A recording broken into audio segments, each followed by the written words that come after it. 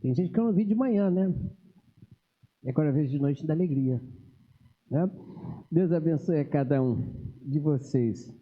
É bom louvar a Deus. Perde quem não está aqui, concorda comigo? Perde quem está.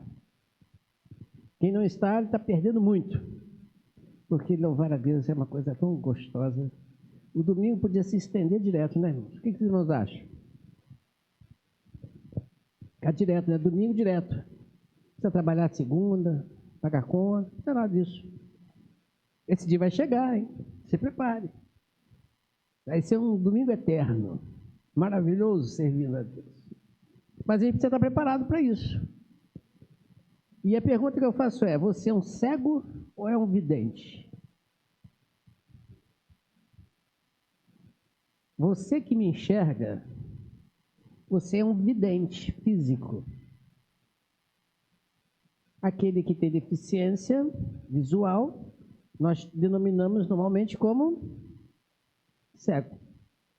A Bíblia narra alguns episódios de pessoas com deficiência física espiritual, apesar de serem videntes fisicamente.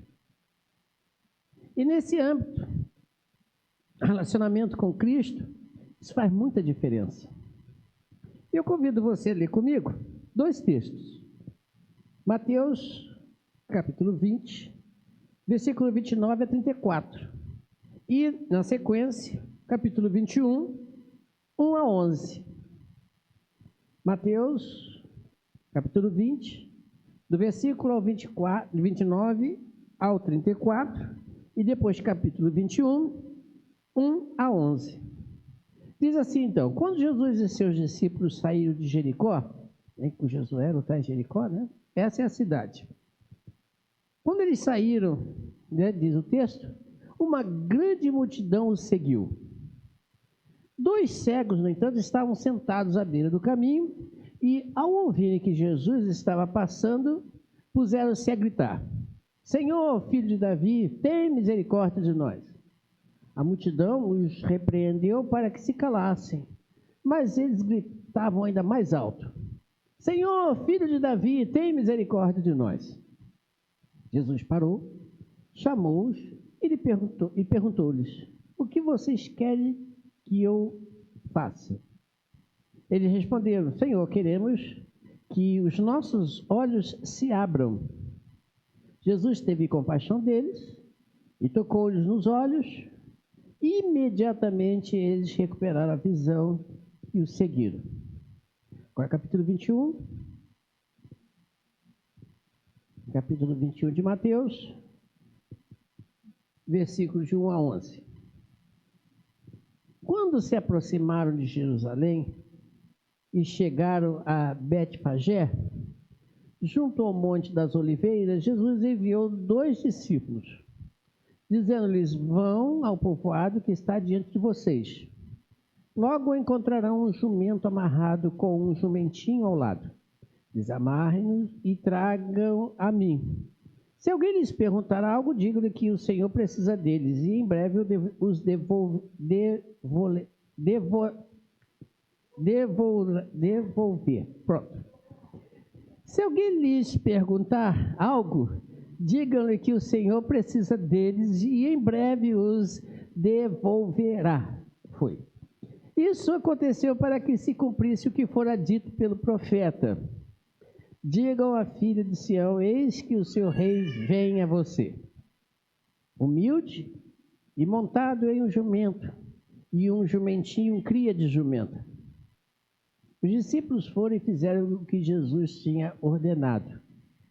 Trouxeram o jumento e o jumentinho, colocaram sobre ele os seus mantos, e sobre eles Jesus montou.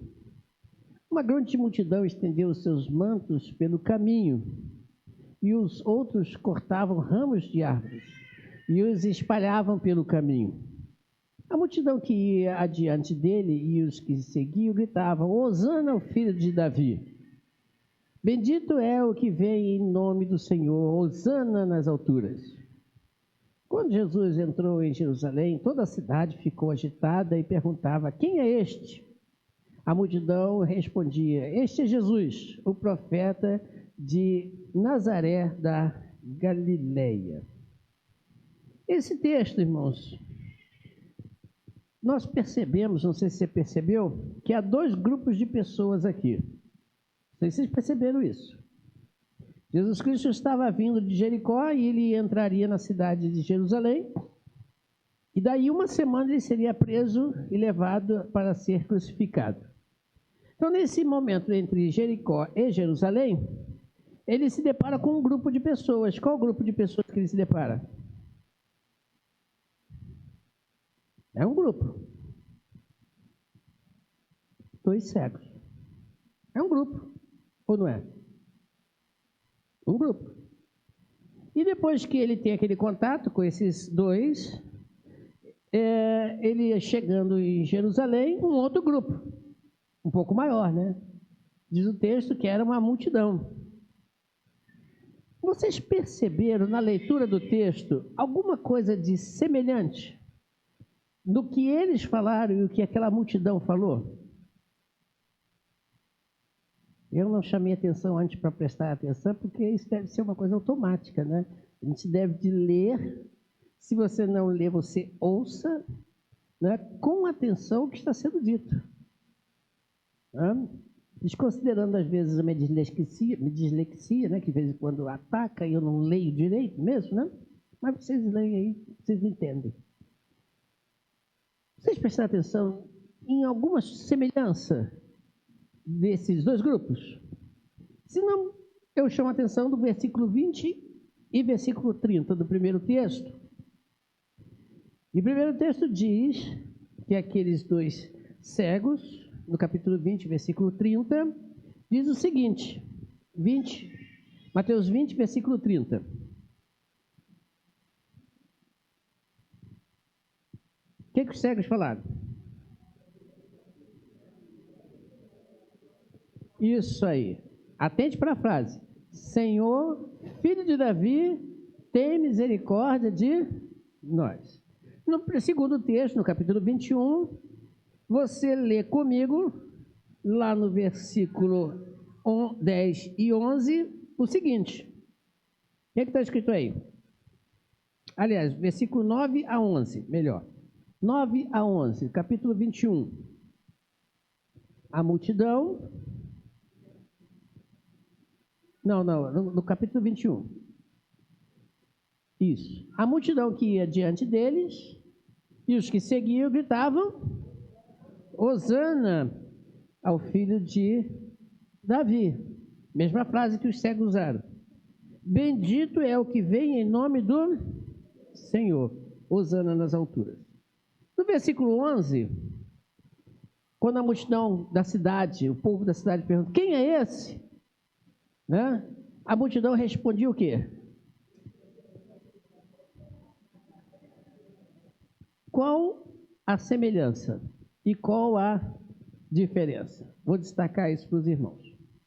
No primeiro texto, nós encontramos, então, dois deficientes fisicamente, dois cegos. No segundo texto, uma multidão de pessoas que a gente chama de videntes. Todos com características bem nítidas. Dois que não enxergavam e uma multidão que enxergava. Ambos os grupos viram Jesus. Ambos os grupos. Só que o primeiro grupo, os dois cegos, eles conseguiram ver o que o segundo grupo da multidão, que era vidente, não conseguiram ver. O quê?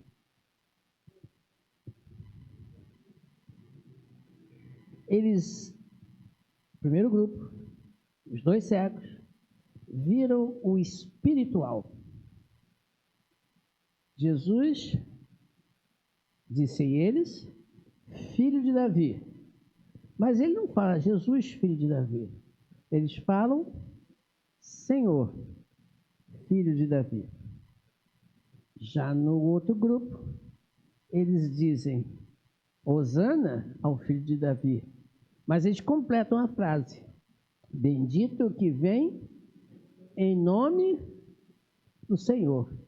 E aí aqueles que perguntam quem ele era, este é Jesus, o profeta, que vem da cidade de Nazaré da Galileia. Esse grupo, o segundo grupo, eles olharam para o físico. Tipo, eu olhando para você e você olhando para mim. Físico. Eu não sei o que passa na sua cabeça e nem você sabe o que passa na minha cabeça. Eu não sei como está a sua vida espiritual e nem você tampouco sabe como está a minha vida espiritual. Mas aqueles dois cegos olharam para Jesus não como pessoa, como homem. Olharam para Jesus como sendo o Senhor. O grego é Kyrios, quer dizer Senhor. Não usado para qualquer pessoa, mas sim para com Deus. Mas tem mais. O primeiro grupo diz: Senhor, tem misericórdia de nós. Ele suplica para enxergar. Jesus pergunta a eles: o que você quer que eu faça? Que nós, o quê? Vejamos, que eu possa ver. Só isso? No texto, se você leu com bastante atenção, após Jesus Cristo ter curado a visão daqueles dois, o que aqueles dois fizeram? Seguiram Jesus. Aquela multidão, não. Eles simplesmente viram Jesus como filho de Davi, mas um Jesus que viria para libertar eles do Império Romano. Porque viram em Jesus não Deus vindo para trazer vida, mas um homem para trazer liberdade. Como é que eu posso dizer que isso realmente é? João narra isso para a gente, lá no Evangelho de João, capítulo 12, versículo 12 e 13. João um pouco mais detalhista quanto a este mesmo fato. Olha só o que diz o texto. João, Evangelho de João 12, versículo 12 e 13. No dia seguinte, a grande multidão que tinha ido para a festa ouviu falar que Jesus se dirigia a Jerusalém. Pegaram ramos de palmeiras e saíram ao seu encontro gritando: Hosana! Bendito é o que vem em nome do Senhor. Agora vejam a frase: bendito é o Rei de Israel. Eles queriam um rei libertador da opressão do império. Aqueles dois homens viram em Jesus não um conquistador, mas viram um Jesus Cristo que era para ser seguido. A pergunta que eu faço é: você é um cego ou vidente? Espiritualmente falando ou fisicamente? O que você é? Aqueles homens mostraram e nos deixaram como exemplo algo de muita preciosidade. Primeira coisa que eu quero chamar a atenção, a palavra seguiram a Jesus. Jesus teve compaixão deles e Jesus o curou. Você lembra quantos cegos Jesus Cristo curou? Nesse texto 2, existiu algum outro cego? Existiram sim outros cegos, né? Você já teve a curiosidade, eu nunca tive, mas você já teve a curiosidade de enumerar quantos cegos Jesus curou? A pergunta que eu faço é: mas ele curou todos os cegos da época? Não. Por quê? Porque Jesus era seletista? Ele discriminava? Ele achava mais bonito alguém e ali curava? O que você acha? Pensa comigo. Com certeza não.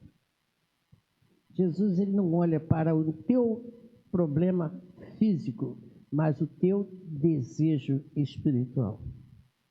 Jesus atende aqueles dois homens, porque aqueles dois homens queriam fazer o quê? Seguir Jesus. Seguir Jesus. E você vai entender daqui a pouco por que isso Jesus Cristo fez. Mas uma coisa é, Jesus sempre foi ao encontro daqueles que queriam seguir a Ele. Infelizmente, muitos não querem, dão as costas.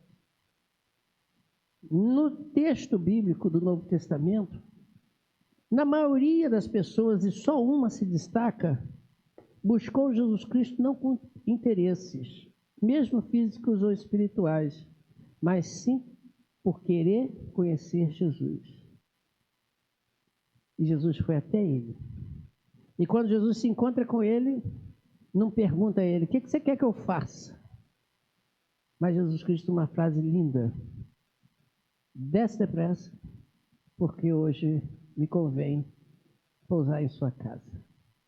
E quando aquele homem entra na casa com Jesus Cristo, depois de uma conversa, Jesus Cristo usa uma frase linda. Hoje veio salvação a esta casa. Os outros sempre buscavam Jesus Cristo com algum interesse. Temos exemplos? Muitos. Lembra dos leprosos? Jesus Cristo cura quantos leprosos? Mas quantos ficam para louvar a Deus? Percebe? E os outros?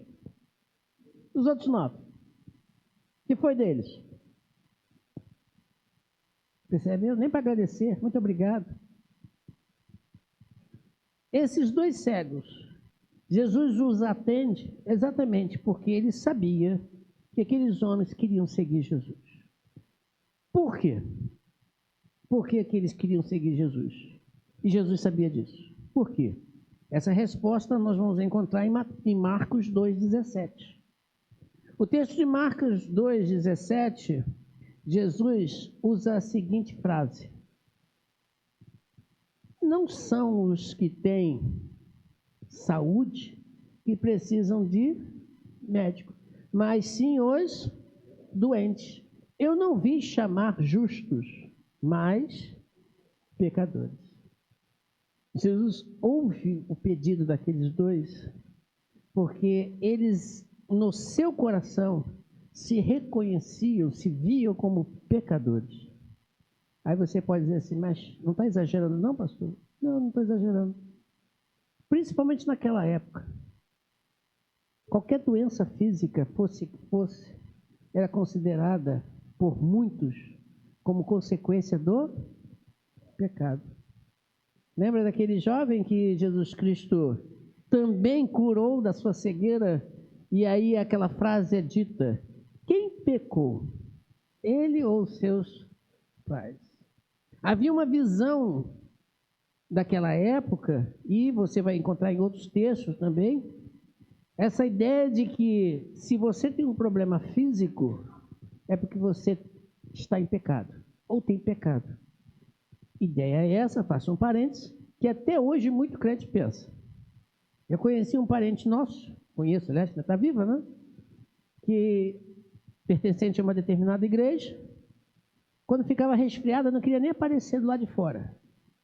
Que para ela aquilo estava demonstrando que ela tinha pecado. Se você tem algum problema físico aí, meu filho, segundo eles, você está em pecado. Esquisito isso, né? Pois bem, mas era uma visão da época. E aqueles 2 percebiam isso. Tinham isso na consciência. Nós somos pecadores. Senhor, tem misericórdia de nós. Viram em Jesus Cristo aquele que poderia resolver o seu problema. E qual era o seu problema? Só da visão? Espiritual. Sou pecador. Preciso de ti. Tem misericórdia de mim. Tem misericórdia. Porque Jesus Cristo só veio, e essa lição fica bem clara para nós, exatamente para aqueles que reconhecem que Jesus Cristo, que só Jesus Cristo pode curar a sua enfermidade espiritual. Só Ele. Eu não posso, você não pode, por mais que a gente tente, por mais que a gente se esforce, por mais que a gente pratique tudo o que for necessário, nós nunca chegaremos à condição de perfeitos, saudáveis. Mas aqueles que, apesar de doentes, porque são pecadores, não querem buscar Jesus Cristo, Não o fazem porque se consideram sadios. Eu não preciso de Deus, eu não preciso de Jesus Cristo. Para quê? Eu sou autossuficiente. Eu consigo resolver todos os meus problemas. Eu consigo resolver todas as minhas dificuldades. Antigamente, uma vez, eu ouvi uma mensagem que lá nos anos, nos anos 70, por aí, né? Naquela época de lá, era uma tentativa, um desejo desesperado que Cristo voltasse. Cristo voltará, Cristo volta. Era uma ansiedade terrível para que Cristo voltasse. Maranata, né? Um negócio extraordinário. Cristo tem que voltar. Por quê? Porque era uma época de crise violenta no Brasil. E ninguém gosta de crise, né? Então é tipo assim, volta para acabar logo com esse negócio. Volta para acabar logo com esse sofrimento. Ninguém gosta. Ninguém gosta de ficar sofrendo. Hoje, quando as coisas melhoraram um pouquinho mais, né? Não, deixa Cristo, está muito cedo, espera um pouquinho, volte agora não. Deixa eu casar primeiro. Deixa criar minha vida, deixa eu terminar minha faculdade, deixa eu ter um novo emprego, deixa eu ganhar bem, ter o meu carrinho na garagem, né? Os sadios não precisam de Deus, mas os doentes. Foi por isso que Jesus Cristo veio e foi por isso que Jesus Cristo atendeu aqueles 2 cegos. Mas outra coisa também me chamou a atenção nesse texto, é que a visão daqueles 2 cegos, não física, mas espiritual, ela transcendia em muito a visão daquela multidão. Eles conseguiram ver com exatidão quem era Jesus. E aquela multidão não conseguiu. Por que será, hein? Jesus Cristo fez muitos milagres. Jesus Cristo passou ali o seu ministério agindo e fazendo, e tantas pessoas até reconheciam, olha, esse homem realmente é de Deus, porque se não fosse de Deus, não podia fazer o que tem feito. Mas por quê? Aqueles 2 homens, sentados no caminho, conseguiram ver muito mais do que o próprio Jesus, do que aquela multidão que estava ao seu redor. Veja comigo João, Evangelho de João, 18, versículos 18 a 40. Jesus Cristo agora está preso. Estava sendo julgado por Pilatos. E aí acontece o seguinte. João, capítulo 18, 18 a 40. Acompanha comigo o texto. Fazia frio. Os servos e os guardas estavam ao redor de uma fogueira que havia feito para se aquecer. Pedro estava lá também com eles, em pé, aquecendo-se. Enquanto isso, o sumo sacerdote inquiriu Jesus acerca dos seus discípulos e dos seus ensinamentos. Jesus respondeu: eu tenho falado abertamente ao mundo. Sempre ensinei nas sinagogas e no templo, onde todos os judeus se reúnem. Nada disso é em segredo. Por que me interrogas? Porque pergunta aos que me ouviram. Certamente eles sabem o que eu disse. Quando Jesus disse isso, um dos guardas que estava perto deu um tapa no rosto dele. Isso é jeito de responder ao sumo sacerdote? Perguntou. Jesus respondeu: se eu disse algo mal, prove que é mal. Mas se falei a verdade, por que me bateu? Então Anás enviou Jesus de mãos amarradas a Caifás, o sumo sacerdote. Enquanto Simão Pedro estava se aquecendo, perguntaram-lhe: você não é um dos discípulos dele? Ele negou, dizendo: não sou. Um dos servos do sumo sacerdote, parente do homem cuja orelha Pedro cortara, insistiu: eu não vi com eles no olival? Mais uma vez Pedro negou, e imediatamente o galo cantou. Em seguida, os judeus levaram Jesus da casa de Caifás para o petróleo. Já estava amanhecendo, e para evitar contaminação cerimonial, os judeus não entraram no pretório, pois queriam participar da Páscoa. Então Pilatos saiu para falar com eles e perguntou: que acusação vocês têm contra este homem? Se ele não fosse criminoso, não o teríamos entregue a ti, responderam. Pilatos disse: levem-no e julguem-no conforme a lei de vocês. Nós, porém, não temos permissão para executar ninguém, protestaram os judeus. Isso aconteceu para que se cumprisse as palavras que Jesus tinha dito, indicando a espécie de morte que estava para sofrer. Pilatos então voltou para o pretório, chamou Jesus e lhe perguntou: você é o rei dos judeus? Jesus respondeu-lhe: essa pergunta é tua ou outros te falaram a meu respeito?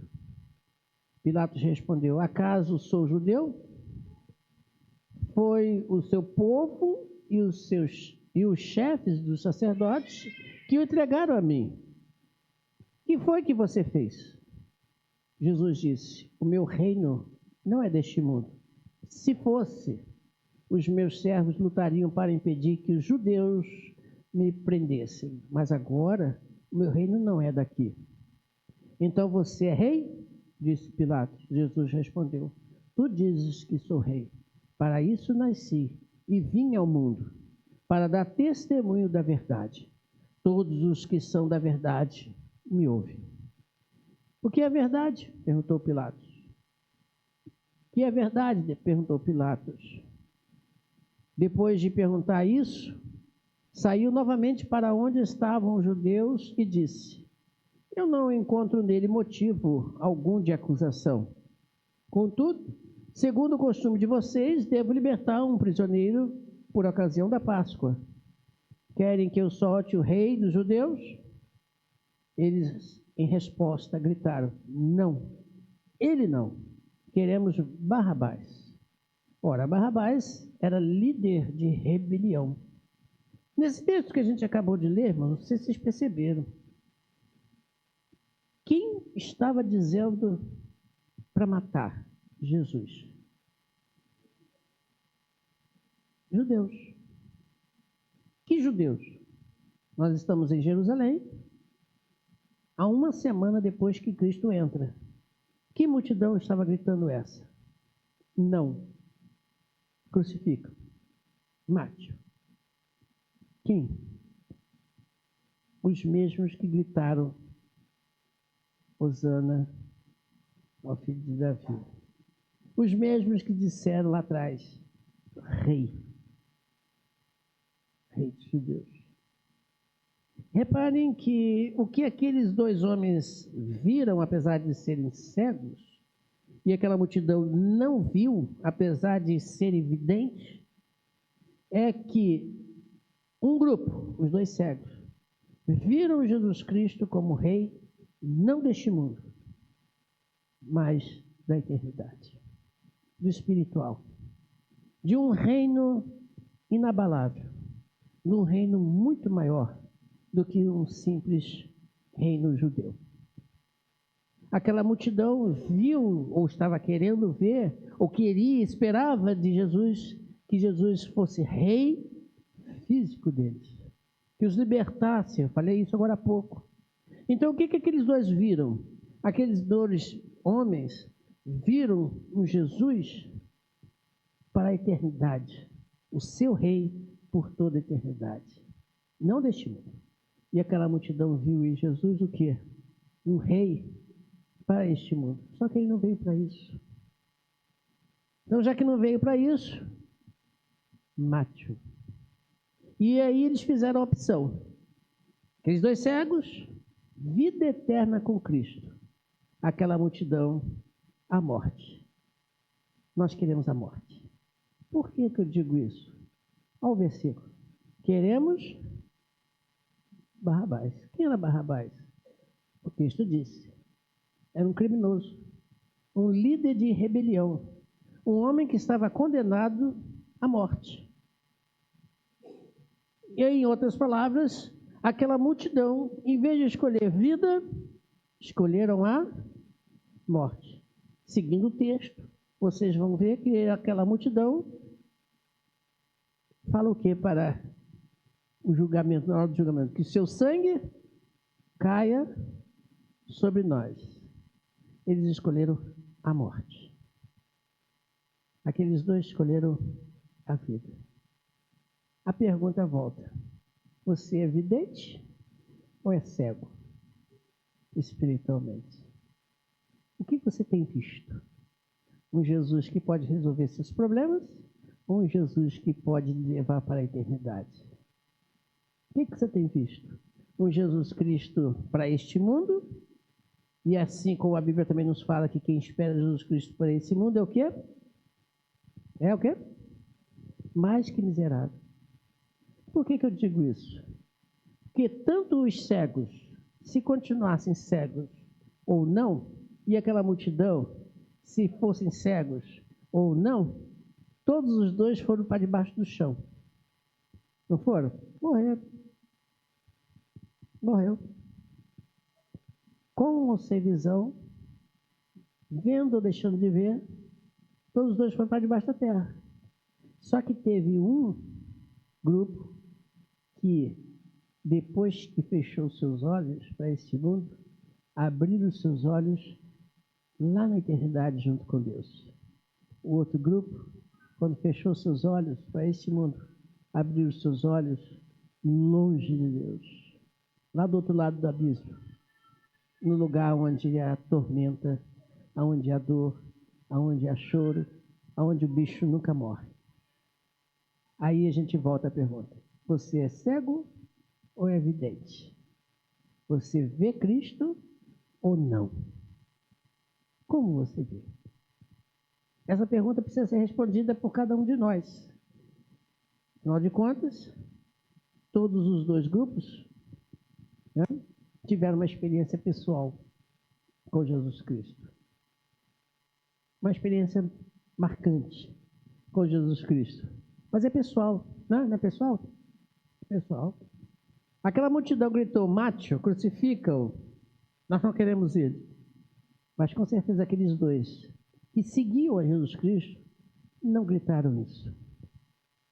Não gritaram. E depois que Jesus Cristo ressuscita, né, no primeiro dia da semana, domingo, logo depois, né? 3 dias depois, e passa um período de tempo aqui na terra, e depois ele vai para o céu. Quantas pessoas estavam com ele? Quem sabe? Atos registra isso. 120 pessoas aproximadamente.